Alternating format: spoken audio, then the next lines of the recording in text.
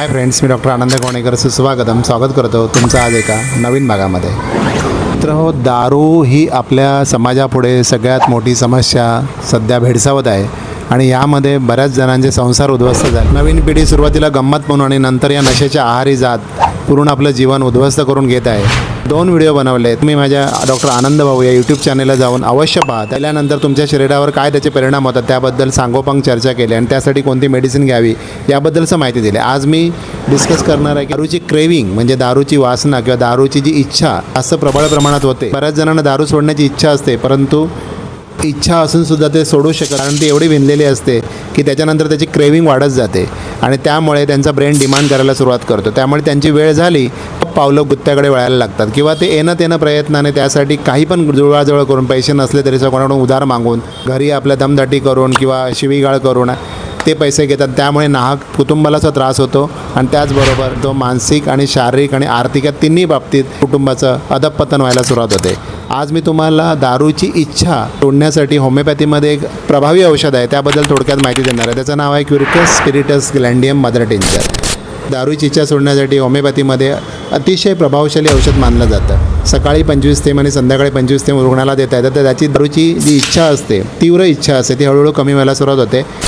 पण हे नुसतं औषध देऊन जमत नाही. तर त्याचबरोबर रुग्णाचे त्याच्या मित्रांशी असलेले संबंध, त्याचबरोबर त्याचं समुपदेशन, काउन्सिलिंग ह्यासुद्धा महत्त्वाच्या गोष्टी असतात. त्याचा रेग्युलर फॉलोअपचा खूप महत्त्वाचा असतो. माझ्याकडे आतापर्यंत दारूसाठी जेवढे पेशंट येतात बऱ्याच जणांना पहिलं काउन्सिलिंग करतो, त्यांच्या फॅमिलीला काउन्सिलिंग करतो आणि त्यानंतर औषध चालू करतो. जर समजा रुग्ण यायला तयार नसेल तर त्याला काही औषधं ही पाण्यातून वगैरे मिक्स करून पहिली क्रेविंगसाठी आम्ही देतो, ज्याने त्याची क्रेविंग कमी होते आणि क्रेविंग कमी झाल्यानंतर त्याला बोलवून त्याचं प्रॉपर समुपदेशन करून त्याच्यानंतर मग बाकीचे मेडिसिन चालू केले जातात.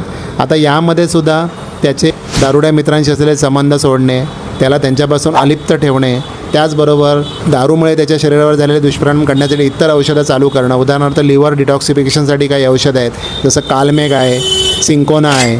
कॉन्स्टिट्यूशनल रेमेडी म्हणजे त्याच्या प्रकृतीप्रमाणे आलेलं औषध. होमिओपॅथीमध्ये काही औषधं आहेत जी तुमच्या पूर्ण कॅरेक्टरवर परिणाम करतात, ती तुमच्या पूर्ण होल प्रकृतीवर काम करतात. तर ते औषध त्यासाठी त्याची केस घेऊन सिलेक्ट करणं, या सगळ्याचा मिलाप जर तुम्ही व्यवस्थित केलात आणि त्याबरोबर त्याचं औषध गोळ्या उपचार बरोबर रेग्युलरली घे, तो त्या व्यसनामधून हळूहळू बाहेर पडायला सुरुवात होतो. आज माझ्याकडे जवळजवळ 40 ते 50 रुग्ण असे आहेत की दारूचे व्यसन त्यांनी पूर्णपणे सोडलेलं आहे. तुम्हालाही अल्कोहोलिझमबद्दल किंवा अल्कोहोल विड्रॉवलबद्दल काही माहिती हवी असेल तर वर दिलेल्या क्रमांकावर संपर्क साधू शकता. हा व्हिडिओ अशा लोकांना शेअर करा की ज्यांची दारू सोडण्याची इच्छा आहे पण त्यांना ती सोडता येत नाही, ज्यांची इच्छा नाही आहे पण त्याचा फॅमिलीला भयंकर प्रमाणात त्रास होतो आहे आणि त्या व्यक्तीला तो त्रास होतो पण त्याला तो समजत नाही. अशासुद्धा फॅमिलीला तुम्ही हा व्हिडिओ शेअर करा जेणेकरून एखाद्याचं दारूचं व्यसन सुटू शकेल. तर अशाच नवनवीन कॉन्टेंटसाठी, माझ्या वैद्यकीय टिप्ससाठी माझ्या डॉक्टर आनंद भाऊ या यूट्यूब चॅनलला सबस्क्राईब करायला विसरू नका.